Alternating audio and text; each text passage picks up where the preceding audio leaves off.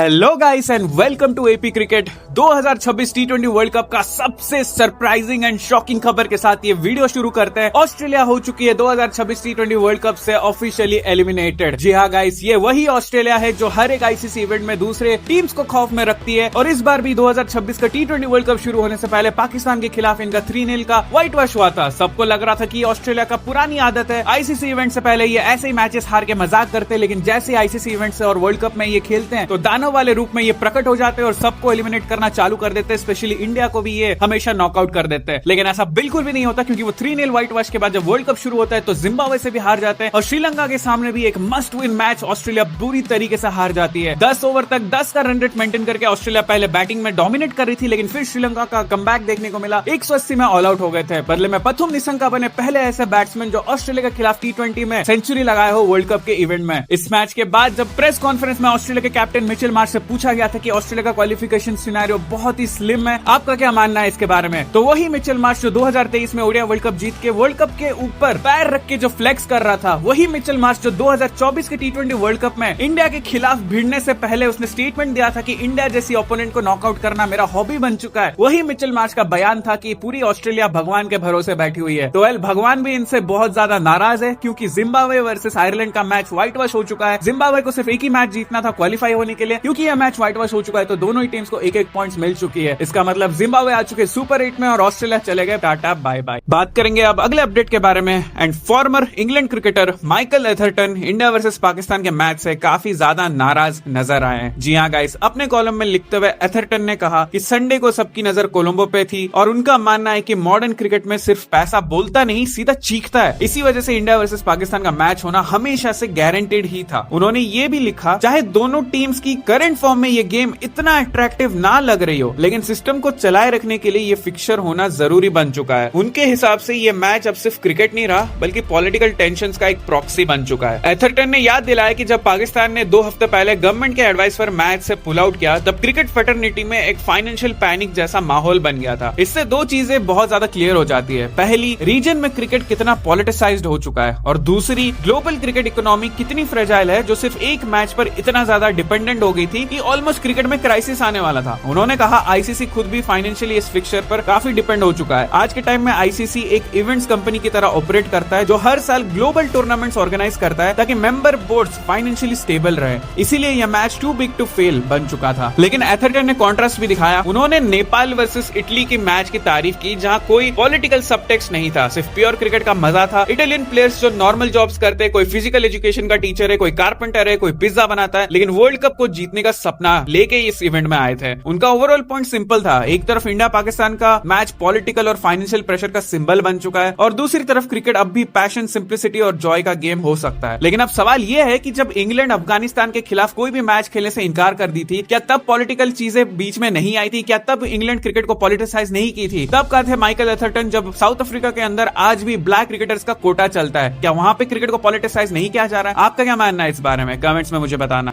India versus Pakistan की match के बारे में बात करें तो चलिए आगे बढ़ते हैं। सेकंड अपडेट के बारे में बात करते हैं। क्या इंडिया वर्सेस पाकिस्तान के बीच जो नो हैंडशेक वाली कंट्रोवर्सी चल रही है, अब वो खत्म हो जानी चाहिए? यस गाइस, जैसे ही आप सब जानते हो, पहलगाम इंसिडेंट के बाद से दोनों टीम्स के बीच ट्रेडिशनल पोस्ट मैच हैंडशेक देखने को नहीं मिल रहा। ये trend last year Asia cup से स्टार्ट हुआ और 15 फरवरी वाले मैच में भी ये सेम चीज रिपीट हुई है। लेकिन अब इस चीज पर संजय मांजरेकर ने अपनी ओपिनियन भी दी है। उन्होंने ट्वीट करके कहा कि नो शेकिंग हैंड्स वाली चीज अब थोड़ी सी चाइल्डिश लगती है, और उनके हिसाब से एक बड़े देश को ऐसा स्टेप अवॉइड करना चाहिए। उनका मानना है या तो प्रॉपर स्पोर्टिंग स्पिरिट से खेलो या फिर बिल्कुल मत खेलो। लेकिन भाई, उनके इस स्टेटमेंट के बाद सोशल मीडिया पर उन्हें काफी ज्यादा बैकलैश फेस करना पड़ा। कई लोगों का कहना है कि अगर कुछ पाकिस्तानी प्लेयर्स ने पहले से सोशल मीडिया में ऐसे कुछ पोस्ट करके रखे जो एंटी इंडिया एजेंडा चला रहे, तो फिर हैंडशेक अवॉइड करना प्लेयर्स का पर्सनल स्टैंड हो सकता है। कुछ फैंस का ये भी आर्गुमेंट है कि मैच खेलना या ना खेलना बोर्ड डिसाइड करता है, लेकिन हाथ मिलाना या ना मिलाना एक इंडिविजुअल चॉइस हो सकता है। ओवरऑल ये टॉपिक काफी ज्यादा सेंसिटिव है। एक साइड बोलती है कि स्पोर्ट्स को पॉलिटिक्स से अलग रखो, दूसरी साइड बोलती है कि रेस्पेक्ट टू वे होना चाहिए, वन वे कभी भी नहीं। अब सवाल ये है कि क्या स्पोर्ट्समैनशिप के नाम पर सब नॉर्मल कर देना चाहिए, या फिर जब तक इमोशंस और इश्यूज क्लियर नहीं होते तब तक डिस्टेंस मेंटेन रखना ही सही डिसीजन है? आपका क्या मानना है? क्या संजय मांजरेकर ने सही बोला या गलत? कमेंट्स में मुझे बताना।